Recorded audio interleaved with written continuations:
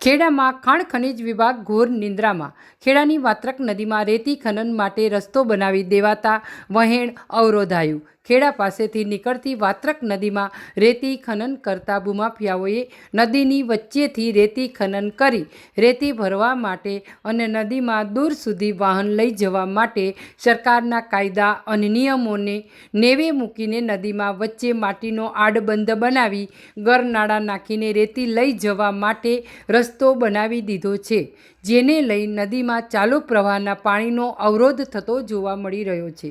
નાગરિકોની સુવિધા માટે જે કામ સરકાર નથી કરી શકતી તે કામ રેતી ખનન કરતા ભૂમાફિયાઓ પોતાના સ્વાર્થ માટે સહજ રીતે કરીને સરકાર નિયમોના કાયદાની એસીકી તેસી કરતા હોય છે।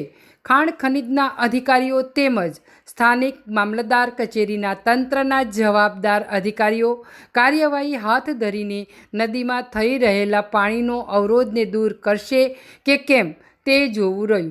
નદીમાં ગેરકાયદેસર બનાવવામાં આવેલ રસ્તો દૂર કરીને જે તે ભૂમાફિયાઓ સામે કાર્યવાહી હાથ ધરાય તેવી પર્યાવરણ પ્રેમીઓ અને સ્થાનિક લોકોમાં માંગ ઉઠી છે। ત્યારે ગત વર્ષે પણ આ રીતે નદીમાં માટીનો આડબંધ બનાવીને રેતી ખનન કામગીરી ચાલુ કરાઈ હતી, જેમાં થોડા દિવસથી રેતી કાઢવાની કામગીરી રાત દિવસ જોરશોરથી ચાલી રહી છે।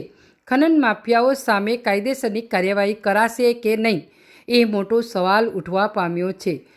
ખેડાના નાયબ મામલતદારે જણાવ્યું હતું કે અમારી કચેરી તરફથી નદીમાં પાણીનો અવરોધ કરવા માટે માટીનો રસ્તો બનાવવાની કોઈ મંજૂરી પરવાનગી અપાઈ નથી અને હાલ જે નદીમાં માટી ખનન પ્રવૃત્તિ ચાલી રહી છે તે બાબતે તપાસ કરીને ઉચ્ચ કક્ષાની કાર્યવાહી કરવા માટે મોકલી અપાશે।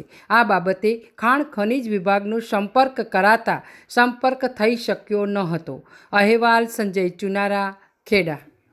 આપ કહો છો એ વાત મારા ધ્યાન ઉપર આવી છે અને આ વાત્રક નદીમાં કાલ પણ અમે રોડ ઉપર નીકળ્યા ત્યારે જોયું હતું તો બીજા ટ્રકો ચાલતા હોય એવું દેખાણું છે અને આ બાબતમાં મંજૂરી અત્રેથી તો કોઈ આપવામાં આવતી નથી, પણ કલેક્ટર ઓફિસને મદદનીશ ભૂસ્તર શાસ્ત્રી ખાણ ખનીજ શાખા તરફથી કોઈ મંજૂરી આપવામાં આવેલી હોય તો એમની વિગતો તપાસી અને આ અંગે જે પણ બનતા પગલાં હશે તે લેવા અમે આગળ તપાસ તજવીજ કરી આગળ કાર્યવાહી કરશું।